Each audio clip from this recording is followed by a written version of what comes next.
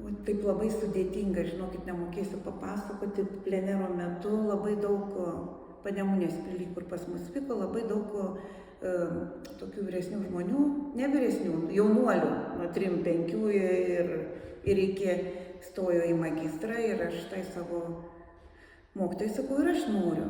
Sako, šiemet jau nebėra, bet kitais metais galėsi. Nu ir aš sakau, gerai, ir aš noriu. Nu ir va. Ir nereikėjo laukti kitų metų, nes Dailės akademija turbūt nepririnko tų magistrantų į vitražos magistrą. Ir man paskambina ir sako, yra 3. rinkimas ir stok. Ir aš turėjau per 2-3 dienas apsispręsti, ar aš stoju ar ne. Ir aš galvoju, nu jeigu jau pasakiau, kad noriu, tai reiškia noriu, reiškia reikia, bet negalvoju, kad tai bus mokama.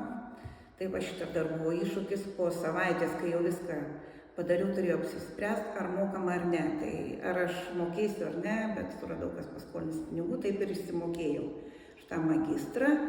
O temą, kaip pasirinkau, stojaugi be temos, aš nežinojau, kad į magistrą reikia temos pasirinkti. Aš mokiausi prie rusų ir viskas buvo kitaip. Ir aš randa man mokytoja, dėstytoja, kuri bus mano vadovė, ir jinai klausė manęs, o tai sako, kokią jūs temą renkate? Sakau, kokią temą? Sakau, nieko, aš nieko nežinau apie temą. Sako, nu tai kas jums patinka, ar jūs ką skaitot, ar jūs ką darot? Sakau, fotografuoju bažnyčias.